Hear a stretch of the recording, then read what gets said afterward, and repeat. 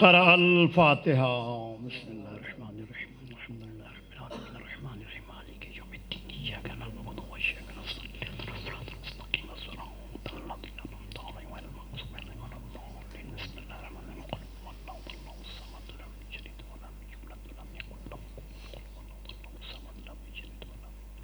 کفوا احد اعوذ باللہ السمیع العلیم من الشیطان اللعین الرجیم بسم اللہ الرحمن الرحیم الحمد للہ الذی لا یبلغ مدحہ القائلون ولا یحصی نما اولادون ولا یؤدی حقہ المجتہدون الذی لا یدرکہ بعد العمم ولا ینالہ غوث الفتن الذی لیس لصفتہ حد محدود ولا نعت موجود ولا اجل ممدود فطر الخلائق بقدرتہ ونشر الریاح برحمتہ ووتد بالصخور میدان ارضہ جلت عظمت والصلاة والسلام والتحیۃ والاکرام علی رسول الثقلین نبی الحرمین امام القبلتین وسیلتنا فی الدارین جد الحسن والحسین بالقاسم محمد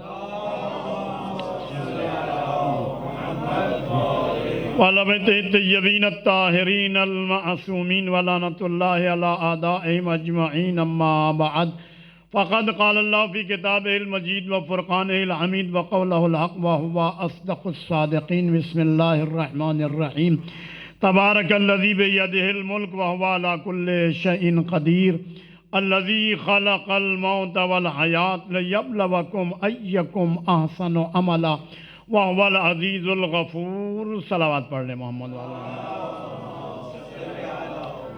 اذان گرامی سال ثواب کی مجلس ہے اور ایسے شخص کی جو معلم بھی تھے، شاعر اہل بیت کی مدح میں اشعار بھی کہتے رہے. بہرحال اب ان کے اللہ درجات بلند فرمائے. ان کے سال ثواب کے لیے تو میں نے آپ حضرات کی کوئی لمبی چوڑی تمہید نہیں باندھنی، بزرگوں کا یہ خیال رکھتے ہوئے کہ بزرگ لمبا نہیں بیٹھ سکتے، تو اس کو بھی مد نظر رکھتے ہوئے میں نے آپ حضرات کی خدمت میں بغیر کسی تمہید کے توجہ رکھیے گا.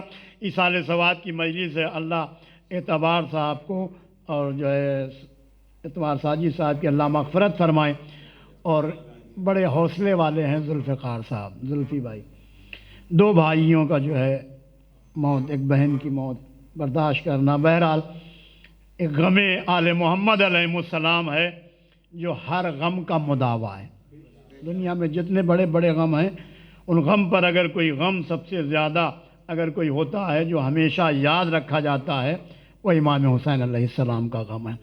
بہرحال توجہ کیجئے گا. اللہ جو ہے ارشاد فرما رہا ہے سورہ مبارکہ ملک کی پہلی اور دوسری آیت کریمہ میں. آیت کا آغاز ہے لفظ تبارک الذی سے.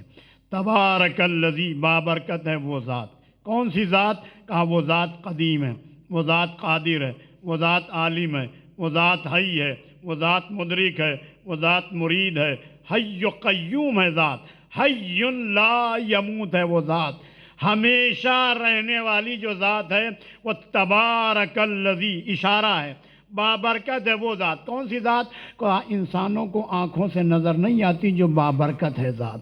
ظاہری طور پر اگر آپ دیکھیں، ظاہری نگاہوں سے وہ ذات نظر نہیں آتی ہے.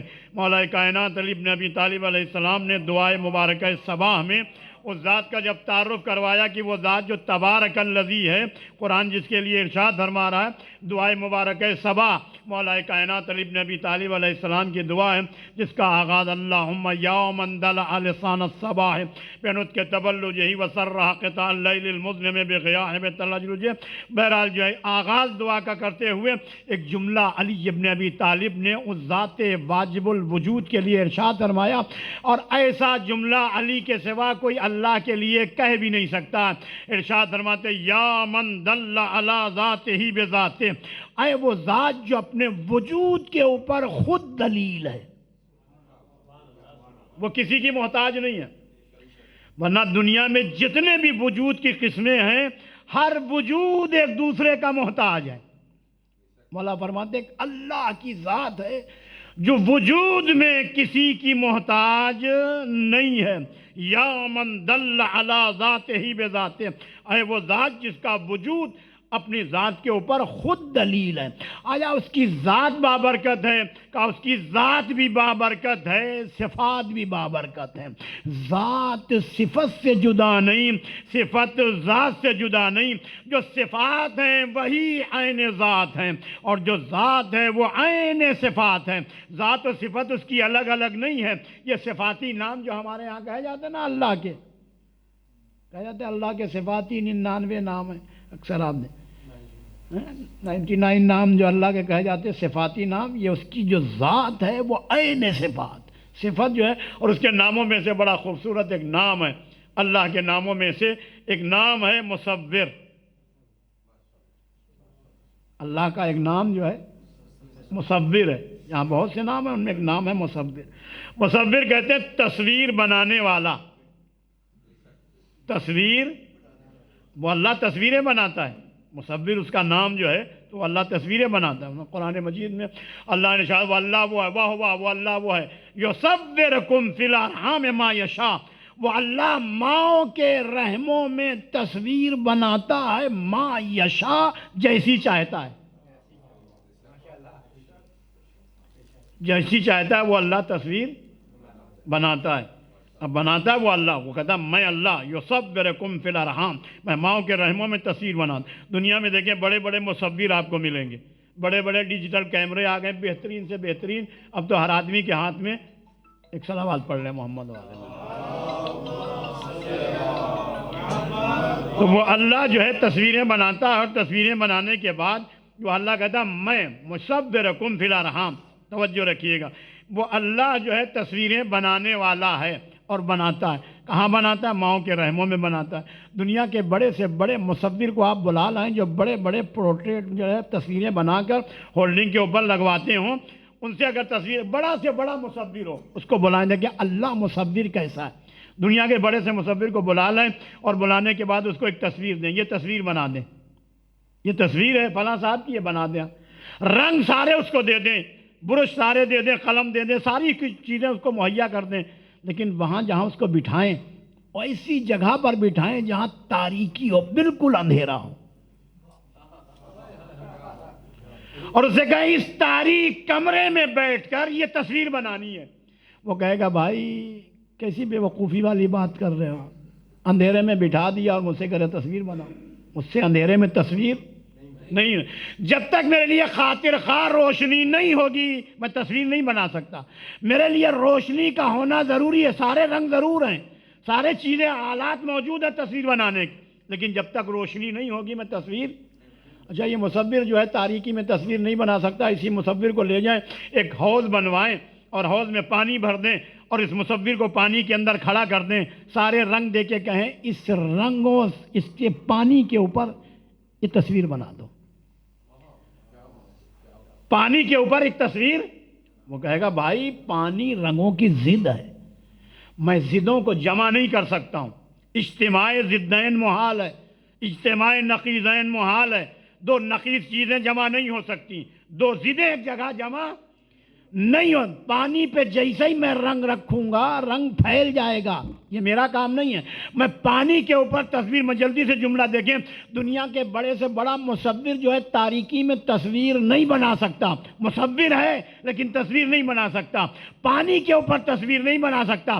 اللہ کہتا ہے انسان کا مصور میں ہوں، وہ اللہ یصورکم فی الارحام ما یشاء، وہ ماؤں کے رحموں میں تصویر بناتا ہے، لیکن کہاں بناتا ہے؟ کہا 7 تاریک پردوں کے اندر بناتا ہے، اور جہاں بناتا ہے وہاں پانی کے اندر بناتا ہے، اور بنانے کے بعد پھر کہتا ہے وہ اللہ جو ہے وہ اللہ تبارک اللہ احسن الخالقین، وہ اللہ بابرکت ہے اور بہترین خلق کرنے والا ہے۔ وہ تصویر وہاں بناتا ہے جہاں کوئی تصویر۔ اچھا توجہ رکھیے، چونکہ شاعر کی مجلس ہے، شاعر کے اصال ثواب کے لیے اور شعراء بیٹھے ہوئے ہیں، بس ایک شعر پڑھ دیں۔ اللہ نے جب آل محمد کو خلق کیا نا تو شاعر نے بڑا خوبصورت شعر کہا، شاعر کہتا ہے جھوم اٹھا خود مصور دیکھ کر اپنا کمال۔ اللہ مصور ہے نا، جھوم اٹھا خود مصور دیکھ کر اپنا کمال، 12 تصویریں بنا دی ایک ہی تصویر سے۔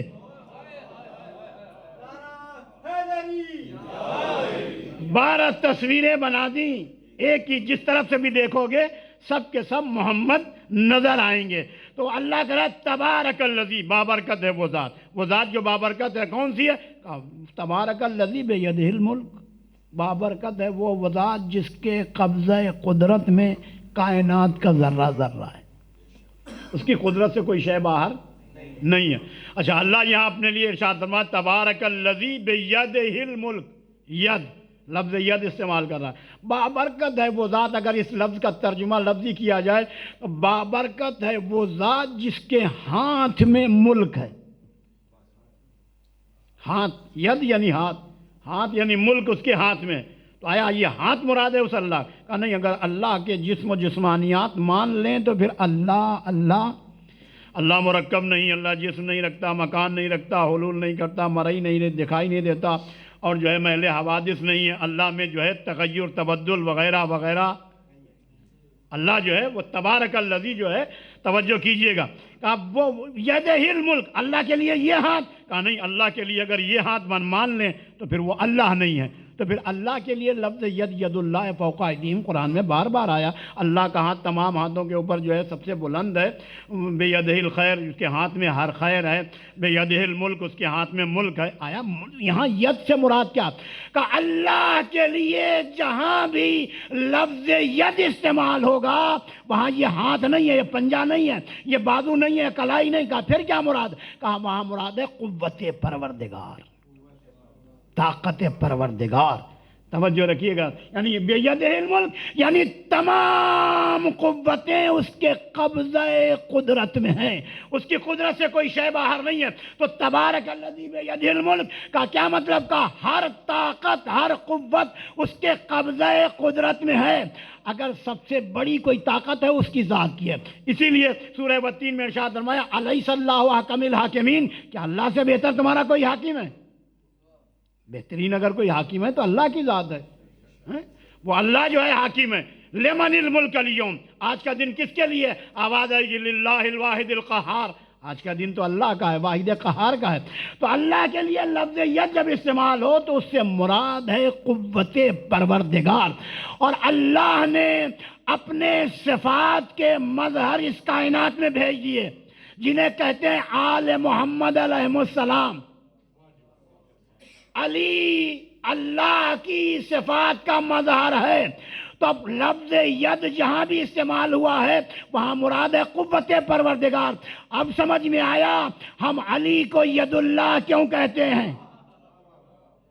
علی کا ہاتھ اگر دیکھنا ہے، اللہ کا ہاتھ تو علی کا ہاتھ ہماری صفات کا یہ مظہر ہے. تو تبارک الذی، بابرکت ہے وہ ذات، بیدہ الملک جس کے قبضہ قدرت میں ساری کائنات.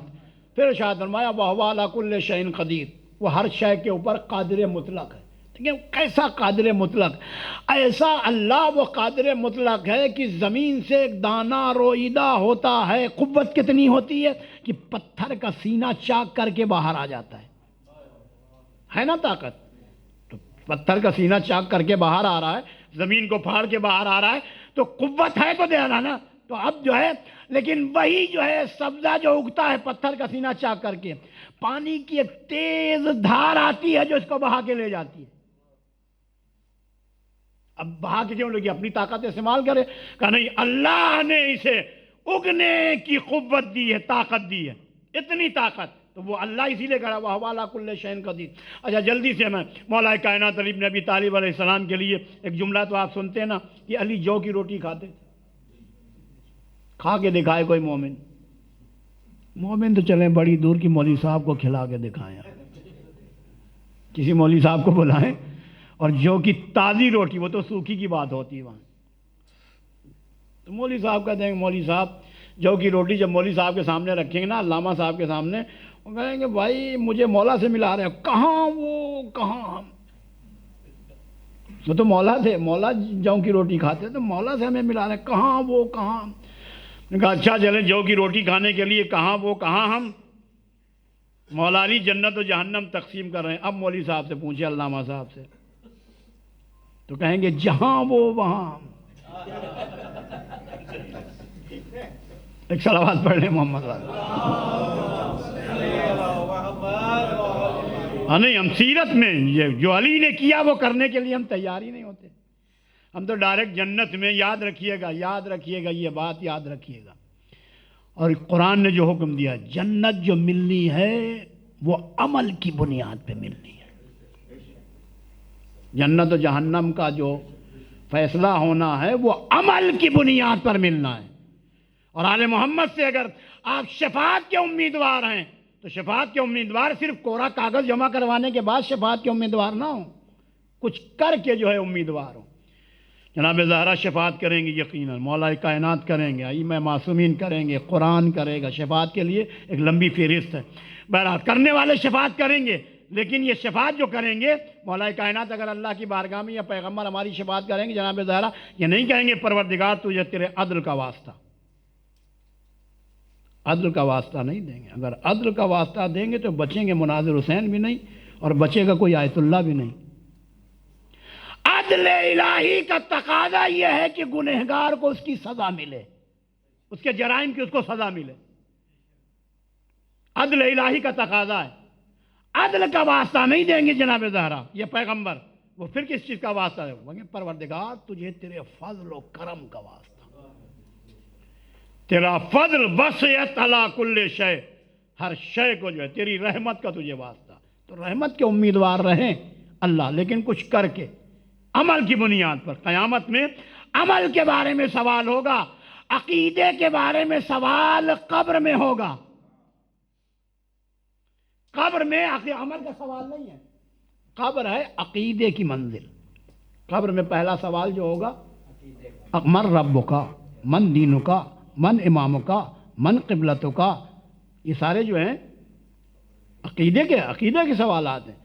عمل کا کوئی قبر میں سوال. پہلی منزل جو ہے وہ عقیدہ ہے، اور عقیدہ جو ہے وہ صحیح، اور وہ عقیدہ نہیں کہ میرا عقیدہ، یہ میرا چھوڑ دیں. عقیدہ وہ ہے جو اللہ اور اس کے رسول نے بتایا ہے، جو قرآن نے بتایا. قرآن کے مطابق جو عقیدہ ہے وہ عقیدہ ہے. ورنہ آپ کہتے ہیں میرا عقیدہ تو یہ توہم ہے، یہ آپ کا صرف ایک وہم ہے. تو توجہ کہ تبارک الذی، مولا علی جو ہے جو کی روٹی، خشک روٹی کھاتے تھے. بعض مرتبہ ہونٹ دانتوں سے چپتی نہیں تھے، پانی میں بھگا کے کھاتے تھے. مولا کائنات وَهُوَ عَلَىٰ كُلِّ شَيْءٍ قدیر. وہی علی جو مختصر کر رہا ہوں، وہی علی. اس جملے کو نقل کیا آیت اللہ حسن زادہ عاملی نے، بہت بڑے عارف ہیں اور الحمدللہ حیات ہیں. انہوں نے اپنی کتاب ہزار ایک کلمے میں اس جملے کو نقل کیا. مولا شخص کہتا ہے میں نے دیکھا علی جوں کی روٹی خشک کھا رہے ہیں، میں نے کھانے کی کوشش کی، مجھ سے نہیں کھائی گئی. آپ نے کہا بہترین کھانے کھانا، چلا جا حسن کے دسترخوان پہ. مدینے میں ایک دسترخوان وہ بھی کھلا ہو، میرے ساتھ کھانا تو میرے ساتھ یہی جو کی روٹی. یہ کہتا ہے میں نے دیکھا علی جب خیبر میں آئے تو قلعہ قموس کے دروازے کو اکھاڑ کر خندق کے اوپر اپنے ہاتھ پر پل بنا دیا، اور پورا لشکر اسلام اس پل کے اوپر سے گزرتا رہا. مال اسلام نے بانٹا تو چلی بھیڑ کی بھیڑ. مال اسلام نے بانٹا تو چلی بھیڑ کی بھیڑ. خون اسلام نے مانگا تو 72 نکلے. جہاں خون کا مسئلہ آیا تھا وہاں. اب کہتا علی دیکھا، میں نے دیکھا علی کے پیر دوش ہوا پہ تھے اور علی کے ہاتھوں پر قلعہ قموس کا دروازہ تھا. پورا لشکر اسلام مال غنیمت کے لیے دوڑ رہا تھا، لوگ لوٹ رہے تھے، سارا چل رہا تھا، مال غنیمت لے کے جا رہے تھے. میں نے دیکھا اتنا بدنی دروازہ علی کے ہاتھ پر رکا ہوا ہے. تو میں نے پوچھا یا علی یہ آپ کے پاس قوت کہاں سے آئی، طاقت کہاں سے آئی؟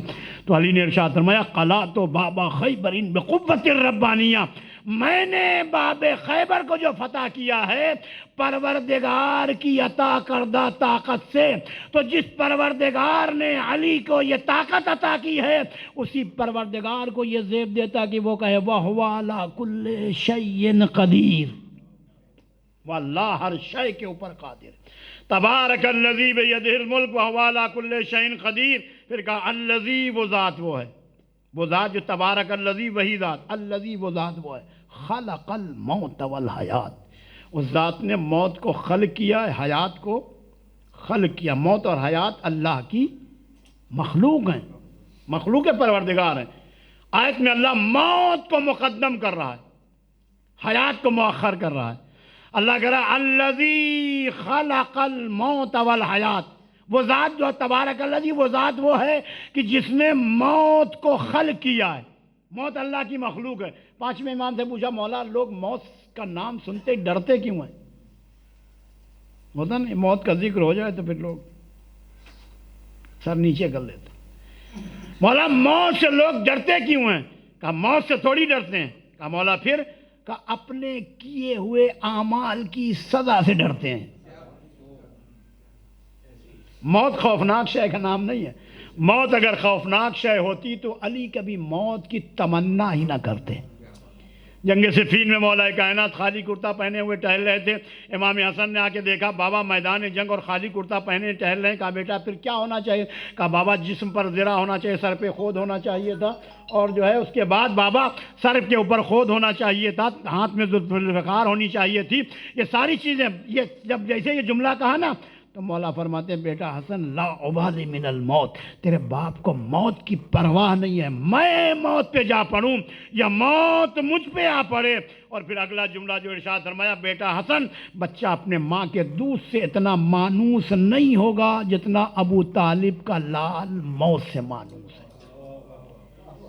علی کبھی فنا کی تمنا نہیں کر سکتے تھے، علی کبھی خوفناک شے کی تمنا۔ موت کوئی وحشت ناک تھوڑی ہے، موت نام ہے علی سے ملاقات۔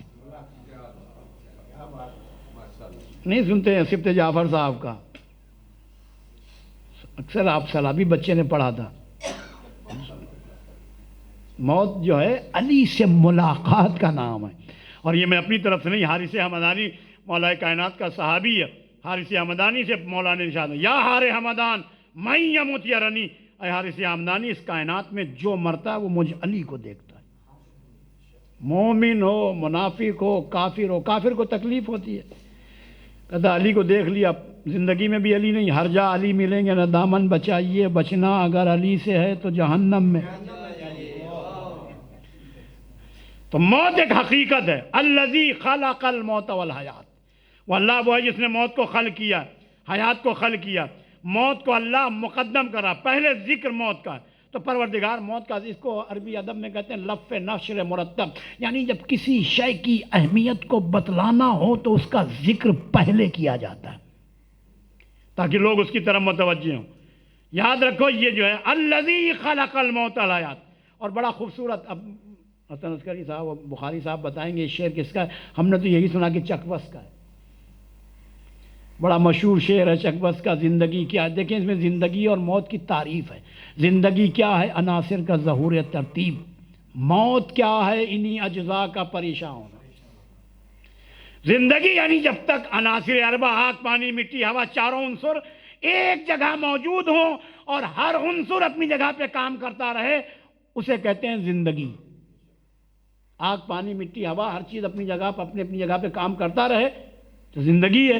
جہاں ان کے درمیان میں ٹکراؤ ہو جائے، اختلاف ہو جائے، وہاں موت ہے۔ اس کا مطلب اتحاد کا نام ہے زندگی، اختلاف کا نام ہے موت۔ توجہ رکھیے گا، پیغمبر کی ایک حدیث ہے، بڑی مشہور حدیث، اور جو ہے امت مسلمہ بڑا کہتے ہیں اختلاف و امتی رحمہ، میری امت کا اختلاف رحمت ہے۔ اختلاف کبھی رحمت نہیں ہوتا، اختلاف ہمیشہ باعث زحمت ہوتا ہے۔ ایک صلوات پڑھ لیں محمد علیہ الذی خلق الموت والحیات، وہ ذات وہ ہے جس نے موت کو خلق کیا، حیات کو خلق کیا۔ کیوں؟ لیبلوکم ایکم احسن عملا، اللہ نے جو ہے اس میں سبب بھی بتایا ہم نے موت و حیات کو کیوں خلق کیا ہے۔ ارشاد فرمایا جناب موسیٰ نے اللہ کی بارگاہ میں مناجات کی، پروردگار چند چیزیں ہوتی چند چیزیں نہ ہوتی، کہ موسیٰ کیا ہوتا کیا نہ ہوتا؟ پروردگار زندگی ہوتی، موت نہ ہوتی، صحت ہوتی، بیماری نہ ہوتی۔ ابھی جناب موسیٰ کا ذکر چل رہا تھا، مناجات کر رہے تھے، پروردگار یہ ہوتا یہ نہ ہوتا یہ نہ ہوتا یہ نہ ہوتا۔ اللہ نے کہا موسیٰ اگر زندگی ہوتی، موت نہ ہوتی، صحت ہوتی، بیماری نہ ہوتی، تو یہ موسیٰ بتاؤ پھر مجھ پروردگار کو یاد کون کرتا؟ اسی لیے قرآن نے کہا الذی خلق الموت والحیات لیبلوکم، تاکہ تمہارا امتحان ہو سکے کہ تم میں کون بہترین عمل کرنے والا ہے۔ احسن عمل کسوٹی ہے، زندگی اور موت ایک کسوٹی ہے احسن عمل کے لیے۔ الذی خلق الموت والحیات، اس نے موت کو خلق کیا، حیات کو خلق کیوں؟ لیبلوکم ایکم احسن عملا، تاکہ تمہارا امتحان ہو سکے کہ تم میں کون بہترین عمل کرنے والا۔ توجہ رکھیے گا، موت ایک حقیقت ہے، کب آ جائے گی، کہاں آئے گی، کیسے آئے گی، کسی کو پتہ نہیں ہے۔ اگر یہ پتہ ہو کب آئے گی تو بندہ تیاری کر لیتا ہے۔ ایک عطار کے پاس جو ہے ایک اللہ والا چلا گیا، اس نے عطار سے جا کے کہا تجھے موت بڑی مشکل سے آئے۔ اس نے کہا کیوں؟ کہا تیری موت ان روحوں، ان شیشیوں میں پھنسی رہے گی۔ اس نے کہا وہ کیسے؟ کہا تیرے ذہن میں ہر وقت یہ رہتا ہے فلاں شیشی میں فلاں عطر ہے، فلاں شیشی میں فلاں عطر ہے، فلاں شیشی میں فلاں عطر ہے نا، یہی سوچتا رہے گا، تیری موت روح بڑی مشکل سے نکلے۔ کہا تو بڑا اللہ والا؟ کہا میں اللہ والا، میں مر کے دکھا دوں؟ کہا مر کے دکھا دوں۔ اس کی دکان کے سامنے قبلہ رخ ہو کے لیٹا، چادر اوڑھی، اب جو چادر ہٹائی عطار نے دیکھا تو وہ مر چکا تھا۔ تو اب جتنی چیزیں، اور اسی لیے مولا کائنات علی بن ابی طالب علیہ السلام، ایک صلوات پڑھ لیں محمد و آل محمد۔ ہاں میری ذرا گفتگو خشک ہے۔ مولا کائنات قبرستان سے گزرے، قبرستان سے گزر رہے تھے، گزرتے ہوئے نہج البلاغہ میں موجود ہے، این العمالقہ وابن الملائکہ این الفرائنہ وابن الفرائنہ۔ مولا کائنات نے ایک جملہ جو ہے ارشاد فرمایا، این جو ہے قوم جو ہے سمود، عاد، ساری قوموں کو مخاطب کر کے مولانا فرماتے ہیں کہ این العمالقہ وابن العمالقہ، قبرستان، جو لوگ اس دنیا میں قبرستان میں عبرت مقام، ہم لوگ جاتے ہیں جنازے پہ، اگر کسی کے گئے تو سیاست پہ گفتگو ہو رہی ہے، ہو رہی ہوتی نہیں، لوگ ٹولیوں کی شکل میں بنا کے بیٹھے ہوتے ہیں، کوئی موت کو یاد نہیں کر رہا ہوتا ہے، وہ فلاں کو یہ ہو گیا، فلاں نے یہ کہہ دیا، فلاں نے کر لیا، اس کے اوپر سیاست پہ گفتگو ہو رہی ہے، یا پھر جو ہے ایک طرف بیٹھ کھڑے ہو کے سگریٹیں پی رہے ہوتے ہیں، صرف جو ہے حاضری لگوانے کے لیے۔ لیکن موت ایک عبرت کا مقام ہے، قبرستان ایک عبرت کا مقام ہے۔ مولا کائنات گزرا، ارشاد فرمایا یہ دیکھو قبریں جو ہیں نا، یہاں یہ قبریں، کل یہ کہتے تھے میرا گھر، میری گاڑی، میرے بیوی، میرے بچے، میرا فلاں، میرا خاندان، میرا یہ میرا کرتے، ان کا تھکتے نہیں تھا، کہتے میری دولت، میری طاقت، یہ کہہ رہے تھے کل۔ مولا فرماتے ہیں یہ کل جو ہے املیک بہت بڑا بہادر انسان تھا، اپنی طاقت میں ناز کرتا ہے۔ یہ شاید این العمالقہ وابن العمالقہ، املیک اور اس کی اولادیں کہاں ہیں؟ کہاں؟ اسی مٹی میں چلی گئی۔ فرعون اپنے زمانے کے، نمرود، شداد، بڑے بڑے، یہ سب اپنے کہتے تھے میں ارشاد فرمایا یہ کہتے تھے میری دولت، اگر ان کی دولت اپنی ہوتی نا تو ان کے مرنے کے بعد ان کی اولادیں بے دردی سے ختم نہ کر دیتی، اگر ان کا گھر ہوتا تو ان کے مرنے کے بعد وہ گھر بک گیا اور اس میں غیر آ کے رہنے لگے ہیں، اگر ان کا ہوتا تو ان کا تو گھر یہی 6 فٹ لمبا ہے، 1.5 فٹ چوڑا ہے، وہ بھی خوش قسمت ہے وہ شخص جس کی اولاد اپنے مرحومین کو جو ہے یاد رکھیں۔ ہم بہت زیادہ یاد رکھتے ہیں، کب؟ 40ویں تک 4 جمعراتیں مرنے والوں کو یاد رکھتے ہیں، 4 جمعراتوں کے بعد آہستہ آہستہ غم مندمل ہوتا ہے۔ 4 جمعراتیں ہم کیسی کرواتے ہیں؟ پہلے چاروں جمعراتیں بلوا کے، اچھا ہم بھی جو ہے 4 جمعراتیں کروائیں، فاتحہ دلوایا، لوگوں کو کھانا کھلایا، اور اس کے بعد ہم سمجھتے ہیں یہی ہم نے اپنے مرحومین یا ماں باپ کے لیے نیکی کر دی۔ یاد رکھیے گا، اولاد کی طرف سے ماں باپ کے لیے یہ نیکی اپنی جگہ پہ عالم برزخ کی ہے۔ اولاد ماں باپ کے یا باپ کے مرنے کے بعد بڑا بیٹا اور تمام بھائی بہن یہ بیٹھے کہ باپ کی نمازیں کتنی قضا ہیں۔ جب اولاد باپ خود ہی نہیں پڑھ کے گیا تو اولاد اپنی نہیں پڑھتی، ہم نے عادت ہی نہیں ڈالی نا اولاد کی کہ نماز ہم گھر میں خود پڑھیں تاکہ اولاد کی بھی عادت پڑے۔ اولاد سوچتی میں نے اپنی نہیں پڑھی تو ابا کی کہاں سے پڑھیں گے یا اماں کی کہاں سے پڑھیں گے۔ باپ کے قضا، روزے، نماز بڑے بیٹے کے اوپر واجب ہے۔ نیکی یہ ہے کہ ان کے واجبات ادا کریں، ان کے ساتھ ان کے نام سے صدقہ دیں، کھانا کھلانا یہ وغیرہ وغیرہ جو ہے یہ ایک عالم برزخ میں آسانی کا ہے، لیکن جو ہے اس میں نیکی کرنا۔ تو موت ایک حقیقت ہے جس سے کسی انسان کو مفر نہیں ہے۔ مولا فرماتے یہ کہتے تھے میرا میرا میرا، لیکن کچھ بھی ان کا نہیں۔ حاتم جب اس دنیا سے جانے لگا نا، حاتم تائی بہت بڑا بادشاہ تھا، سخی تھا، وہ جب جانے لگا اپنے رشتہ دار اعزاء اور اقارب کو جمع کیا، جمع کرنے کے بعد کہتا ہے جب مجھے غسل دے کے کفن پہنا لینا تو کفن سے دونوں ہاتھ میرے باہر نکال دینا، کھول دینا۔ تو عزیزہ اور اقارب نے کہا کیوں؟ کہا تاکہ دنیا والے یہ دیکھ لیں یہ جاہ و حشم، لشکر، دولت، کچھ بھی میں اپنے ساتھ لے کے، سب کچھ یہیں چھوڑ کے جا رہا ہوں، کچھ اپنے ساتھ لے کے نہیں جا رہا ہوں، کچھ بھی ہمارے ساتھ جو ہے نہیں جا رہا، ہمارے ساتھ صرف اعمال صالحہ جا رہے ہیں۔ دیکھیں یہ بتانا چاہتا تھا حاتم کہ میں دنیا سے زندگی ناکام گزار کے جا رہا ہوں، کامیاب زندگی نہیں گزار کے جا رہا ہوں، یہ دولت، یہ لشکر، یہ حشم، یہ سارا کچھ جو ہے ہمارا یہیں چھوڑ کے جا رہا ہوں، اپنے ساتھ کچھ نہیں لے کے جا رہا ہوں۔ یعنی بتا رہا تھا میں دنیاوی بادشاہ ہوں، زندگی جو گزار کے جا رہا ہوں ناکام زندگی، لیکن جو الہی حکمران تھا، الہی امام تھا، الہی ولی تھا، اس نے کہا میں ناکام زندگی گزار کے نہیں جا رہا ہوں۔ جب سر پہ ضربت لگی تو کہا رب کعبہ کی قسم میں علی کامیاب جا رہا ہوں، میری زندگی کا ایک ایک لمحہ کامیابی کا لمحہ ہے، ایک لمحہ جو ہے تو موت ایک حقیقت ہے، موت سے کسی انسان کو مفر نہیں ہے۔ قرآن نے کہا وَإِن تَفِرُّوا فَإِنَّهُ مُلَاقِيكُمْ،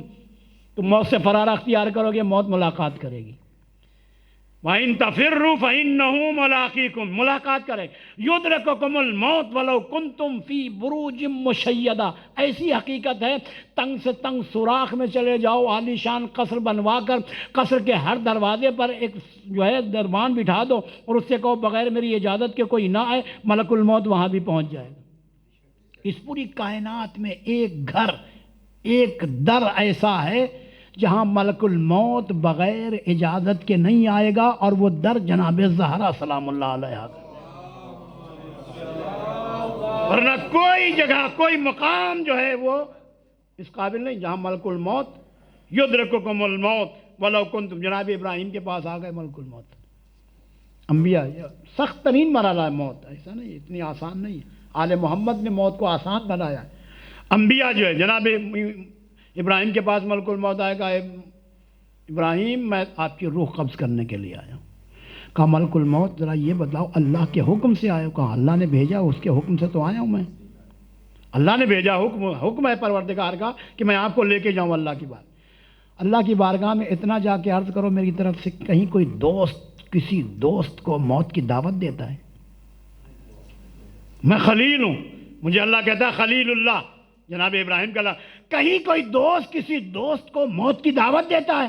جیسے جناب ابراہیم نے جملہ کہا آواز قدرت ہے، ملک الموت میرے خلیل سے کہو کہ دوست اگر ملاقات کے لیے دوست کو بلائے تو دوست وہ ہے جو ملاقات سے انکار نہ کرے۔ تو یہ موت جو ہے اللہ سے، رب سے ملاقات، اور عارف یہی کہتا ہے کہ موت فنا کا نام نہیں ہے، موت مٹنے کا نام نہیں ہے۔ موت یہ دیکھیں جو ہے یہ موت ہمارے ہاں موت ان معنی میں نہیں ہے کہ نہ سنے گا، نہ دیکھے گا، نہ بولے گا۔ اگر وہ ہوتا تو پھر قبر میں لٹال کر ہم جو ہے یہ نہ کہتے اسماعی فہم، سن اور سمجھ، سنتا وہی ہے جس کا سماعت کام کر رہی ہو، سمجھتا وہی جس کا دماغ کام کر رہا ہو۔ تو ہر کوئی نہیں سنتا سمجھتا ہے، اسماعی فہم، کیا سنو سمجھ؟ حل انت علی العہد الذی فارقتنا علیہ من شہادت ان لا الہ الا اللہ، اے مرنے والے تیرے درمیان میرے درمیان میں جو جدائی ہوئی ہے وہ ایک عہد کے اوپر، عہد ہے اللہ کو ایک ماننا، پیغمبر کو اللہ کا رسول ماننا، علی اور اولاد علی کی ولایت کو اور امامت کو ماننا۔ یہ تم سے پہلے سوال ہوگا، قبر میں سوال ہوگا جہاں کوئی نہیں آئے گا، رشتہ دار، اعزاء اور اقارب، اولاد، کوئی نہیں آئے گا۔ اچھا دیکھیں بقول جو ہے آپ کی سانسیں چل رہی ہیں، ہر کوئی دوست ہے، ہر کوئی دوست ہے، سانسیں چل رہی، سانسیں بند ہوئیں، اب کون دوست ہے؟ اب پتہ لگ جائے گا، اب خود بخود پتہ لگ جائے گا۔ زندگی میں تو سارے جو ہیں، لیکن جہاں کوئی کام نہ آئے وہاں علی ابن ابی طالب نے کہا میں علی آؤں گا اس وقت، لیکن ویسے بن جانا جیسا میں چاہتا ہوں،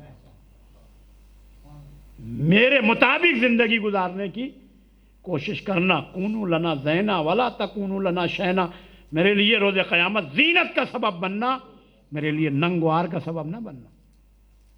بڑی معذرت کے ساتھ آج ہمارے ماہ مبارک شعبان ہے نا، ہمارے معاشرے میں 90% جو گناہ ہوتے ہیں اس دور میں شعبان اور رجب میں، وہ علی کا نام لے کر ہوتے نہیں ہوتے، ڈھول ڈھمکا دھمال شمال، مولا علی کا نام ہی لے کے ہوتے نا، کر رہے ہوتے ہیں لوگ. تعلق نہیں ہے ان تمام چیزوں کا علی ابن ابی طالب. تکون لنا زینا، میرے لیے زینت کا سبب بننا، میرے لیے ننگ و عار کا سبب نہ بننا.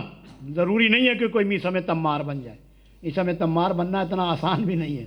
ابو ذر غفاری بننا اتنا آسان نہیں ہے، لیکن اس کی رمق تو آنی چاہیے. مولا یہی اشارہ کر رہے ہیں، ویسے بننا جیسا میں چاہتا ہوں. میرے لیے جیسا میں چاہتا ہوں ویسا بنو گے تو پھر تمہارے لیے ہر منزل، ہر مشکل جو ہے آسان ہوتی چلی جائے گی. توجہ رکھیے گا.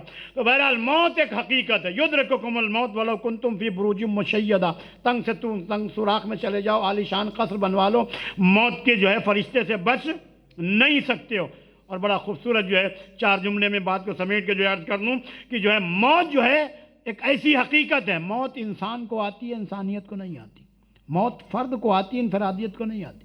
موت عالم کو آتی ہے، علم کو نہیں آتی.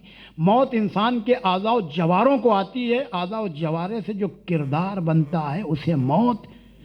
عالم کو آتی ہے، علم کو نہیں آتی.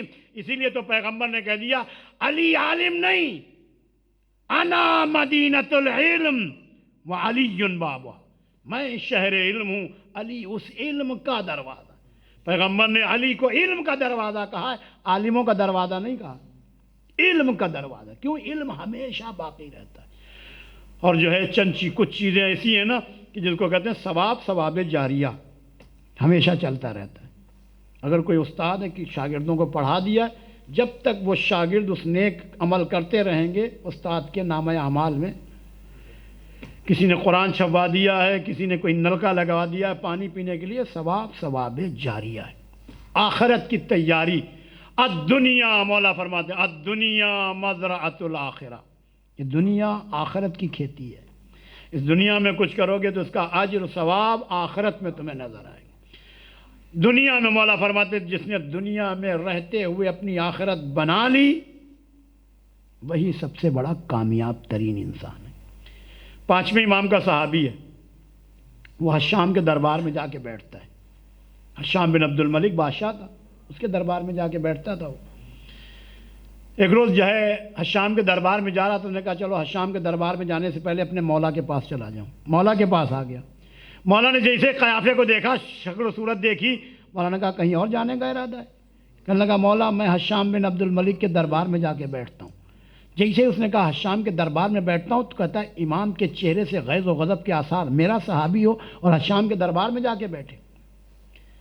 اس نے کہا مولا، جیسے دیکھا غصہ مولا کے چہرے سے غیظ و غضب ہے. کہنے لگا مولا آج کے بعد سے میں حشام کے دربار میں نہیں جاؤں گا. بڑا خوبصورت جملہ امام نے فرمایا اپنے چاہنے والے سے. کہا آج کے بعد سے میں حشام کے دربار میں نہیں جاؤں. جیسے صحابی نے جملہ کہا، مولا نے کہا تجھے پتا ہے ہم آل محمد کسی کو دنیا طلب کرنے سے منع نہیں کرتے. آل محمد نے کسی کو دنیا طلب کرنے سے نہیں منع کیا. اس دنیا سے منع کیا ہے جو دنیا آخرت بگاڑتی ہے. جو دنیا آخرت بناتی ہے کہا اس دنیا کو حاصل کرو. وہ دنیا ہوگی تو لوگ جو ہے اس مسجد میں اگر کچھ بھی نہ ہو، فرش نہ ہو، کنکر پتھر پڑے ہوں، چاہے جتنا بڑا عالم بلا لیں نماز پڑھانے کے لیے، بندہ کوئی نہیں آئے گا. پھر تو فرشتوں والی بات ہوگی.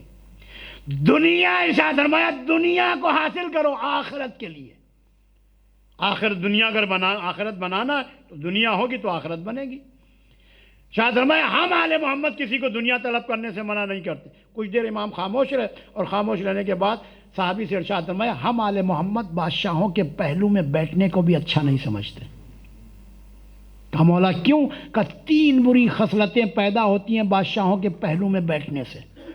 آج کل سیلفیوں کا زمانہ ہے نا، آ جائے کوئی نامور شخصیت، نوجوان اس کے پیچھے دوڑ پڑتے ہیں. بزرگوں کی طرف نہیں جاتے جو بہت بڑی وہ ہوتی ہے. 3 بری خصلتیں پیدا ہوتی ہیں بادشاہوں کے پہلو میں بیٹھنے سے.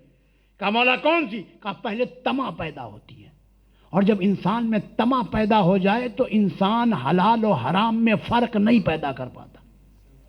کہا پہلی بری خصلت طمع ہے، لالچ ہے. کہا مولا دوسری؟ کہا انسان اپنی موت بھول جاتا ہے. تیسری بری خصلت انسان اپنی آخرت بھول جاتا ہے.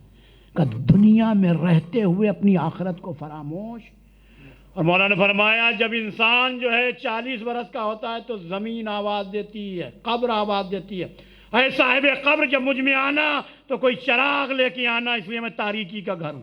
اے صاحب قبر جب مجھ میں آنا تو کوئی ساتھی لے کے آنا، میں تنہائی کا گھر ہوں۔ اے صاحب قبر جب مجھ میں آنا تو اپنے لیے کوئی تریاق لے کے آنا، میں سانپ اور بچھوؤں کا گھر ہوں۔ وَأَكْلَتِ الدِّيدَانُ مَحَاسِنَنَا وَتَسَرَّمَتِ الْأَعْدَاءُ فَلْيَبْكِ الْبَاكُونَ۔ مولا کائنات نے نماز جمعہ کے خطبے میں ہی اگر آپ دیکھیں تو آپ نے جو ہے اس کی طرف توجہ کی ہے اور جو ہے لوگوں کو دلایا قبر کی طرف۔ أَكْلَتِ الدِّيدَانُ مَحَاسِنَنَا وَتَسَرَّمَتِ الْأَعْدَاءُ فَلْيَبْكِ الْبَاكُونَ۔ مولا فرماتے ہیں جس قبر میں، جس دنیا میں تم کہتے تھے میں بڑا خوبصورت، میری خوبصورتی ہے نا، اپنی خوبصورتی پہ ناز کرتے، ارشاد فرمائے اس خوبصورتی پہ ناز کرتے ہو، اقلت الدیدان و محاسنہ، وہی خوبصورتی تمہاری قبر میں کیڑے مکوڑوں کی غذا بن جائے گی۔ تسرمت الاعضاء، پھر تمہارے اعضاء و جوارے جو ہے وہ بکھر جائیں گے، پھر کیا کرو؟ فلیبکی الباکون، صرف رونے کے علاوہ کچھ نہیں۔ وہ منزل جہاں قبر کی منزل جو ہے سخت ترین منزل، معصومین نے فرمایا ہے کہ دیکھو یہ کیا کرو، یہ کرو گے تو قبر کی منزل سے ہولناکیوں سے بچو گے۔ قبر کی تیاری اس دنیا میں کرنی ہے۔ موت کو جتنا کربلا والوں نے آسان کیا نا، کائنات میں کوئی موت کو اتنا آسان نہیں کر سکتا۔ 13 سال کے نوجوان سے پوچھا مولا حسین علیہ السلام نے کہ تیرے نزدیک موت کیسی ہے؟ جناب قاسم سے ارشاد فرمایا احلی من العسل، شہد سے زیادہ میٹھی۔ موت شہد سے زیادہ، شہدی سے مثال دی۔ فرزند رسول آپ جو ہے شہد سے مثال کیوں دے رہے ہیں؟ احلی من العسل کہہ رہے ہیں، شہد سے، کسی اور مٹھاس سے آپ جواب دے دیں۔ آواز دیں گے کہ جب ہمارے سامنے کوئی بات آتی ہے تو قرآن کی آیت آ جاتی ہے۔ شہد کے لیے جیسے چچا نے پوچھا کہ تیرے نزدیک موت کیسی ہے تو فوراً فرمایا احلی من العسل، شہد سے زیادہ میٹھی۔ کیا مطلب؟ یعنی جسے دنیا میرے لیے موت سمجھ رہی وہ موت نہیں، میرے لیے زندگی ہے۔ فیہ شفاء للناس، اس شہد میں لوگوں کے لیے زندگی ہے، اس میں حیات ہے، زندگی ہے، بیماریوں سے علاج ہے۔ ارشاد میں جسے میرے لیے فنا سمجھ رہی دنیا وہ موت نہیں، زندگی رہتی دنیا تک میرا نام زندہ اور باقی رہے۔ ایک مرحوم کے اصال ثواب کی مجلس ہے، مرحوم نے جو ہے بچے بھی چھوڑے کائنات میں جو ہے۔ دیکھیں باپ سے بڑا جو ہے ایک ایسا سایہ دار درخت ہوتا ہے جس سائے کے نیچے اولادیں پروان چڑھتی ہیں۔ ہر مشکل وقت میں باپ یاد آتا ہے، کاش میرا باپ ہوتا تو مجھے کوئی اس طریقے سے نہ کرتا۔ لیکن اعتبار بھائی کا انتقال ہوا، رشتہ دار اعزاء اور اقارب جس کو پتہ چلا ہر کوئی آ گیا، سب نے پرسہ بھی دیا، بھائی کو بھی، بہنوں کو بھی، ساتھ میں بیٹوں کو بھی، سب کو جو ہے تسلی دی، تشفی دی۔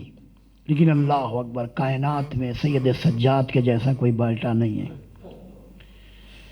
سید سجاد جیسا بیٹا ہو اور باپ اس وقت بیٹے کے پاس آئے جب کوئی نہ رہا ہو۔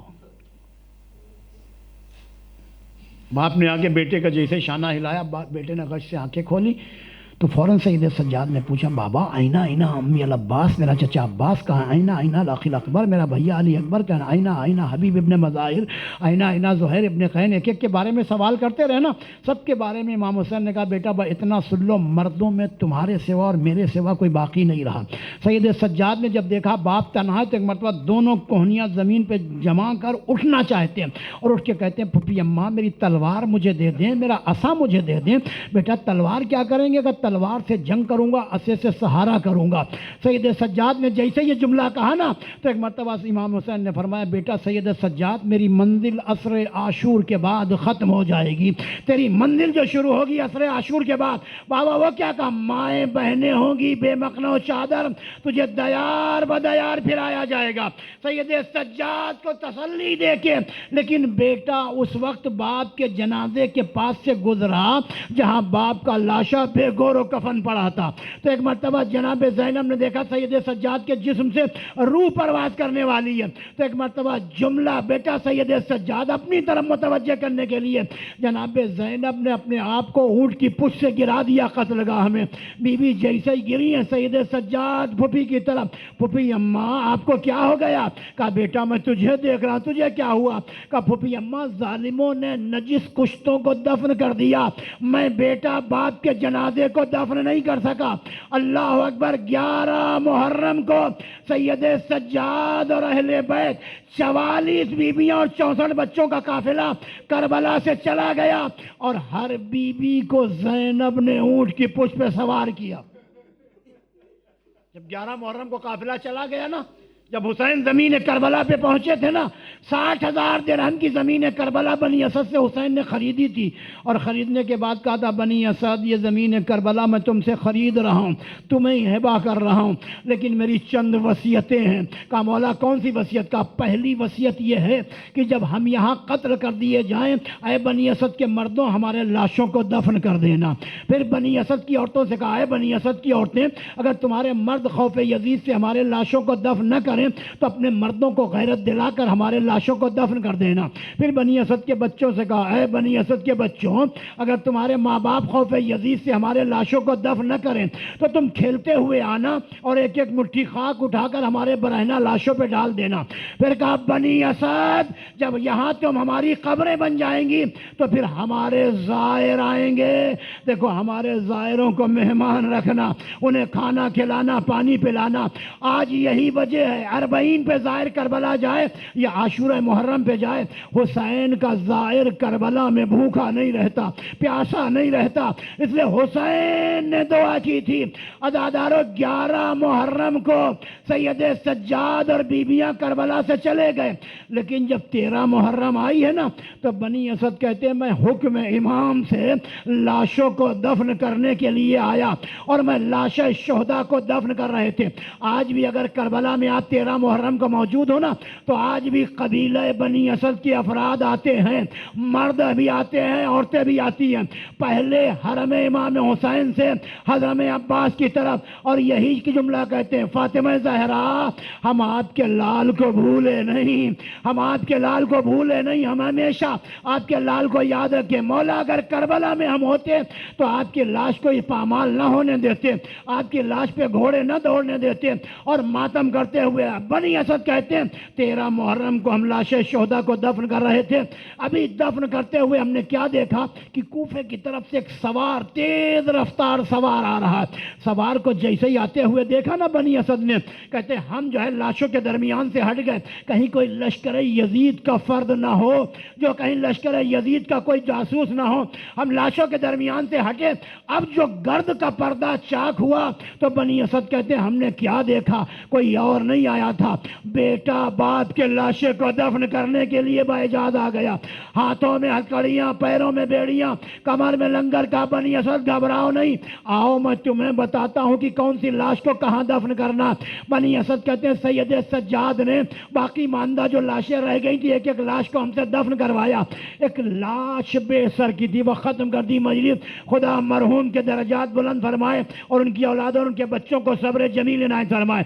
سارے لاشیں دفن ہو گئے، ایک لاش بے سر کی میدان کربلا میں پڑی تھی، جس لاش پر گھوڑے دوڑے ہوئے تھے کہ ایک مرتبہ سید سجاد نے کہا بنی اسد ایک چٹائی تو لے کے آؤ۔ کہا مولا چٹائی کیا کرنے کا، لے کے تو آؤ۔ بنی اسد کہتے ہیں کھجور کے پتوں سے بنی ہوئی ایک چٹائی تھی جو میں لے کے آیا اور آنے کے بعد سید سجاد کو دی۔ سید سجاد نے پامال لاش کے پاس چٹائی کو بچھایا اور لاش کے ٹکڑوں کو اٹھانا شروع کیا۔ اب جو ٹکڑا اٹھاتے تھے وہ جسم سے الگ ہو جاتا تھا۔ بنی اسد کہتے ہیں نہ لباس تھا نہ سر تھا، تو ہم نے ابھی تک نہیں پہچانا کس کی لاش۔ گھبرا کے کہا مولا یہ کس کی لاش ہے؟ کہا بنی اسد تم نے ابھی بھی نہیں پہچانا، یہ میرے بابا حسین کی لاش ہے۔ وَقَطَعُوهُ عِرْبًا عِرْبًا، میرے بابا کی لاش پہ گھوڑے دوڑائے گئے ہیں۔ سید سجاد نے چٹائی پہ بابا کی لاش کو جمع کیا اور جمع کرنے کے بعد لپیٹنے کے بعد اپنے بندھے ہوئے ہاتھوں سے بیٹا باپ کے جنازے کو لے کے چلا، ایک مقام پر جا کے رکھا، کہا بنی اسد یہاں سے مٹی ہٹاؤ تمہیں قبر تیار ملے گی۔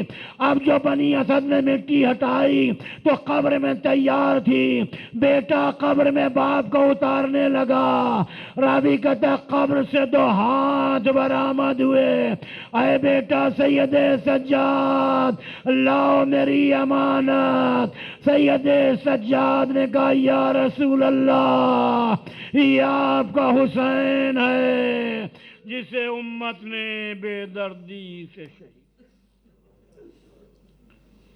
الا لعنت اللہ علی القوم الظالمین سے عالم الذین ظلموا الہی بحق زہرا و ابیہا و بعلہا و بنیہا و سر المستودعفیہا، الہی بحق امام زمان، اللہم آفنا من کل بلاء الدنیا واصرف عنا شر الدنیا و شر الآخرہ وارزقنا خیر الدنیا و خیر الآخرہ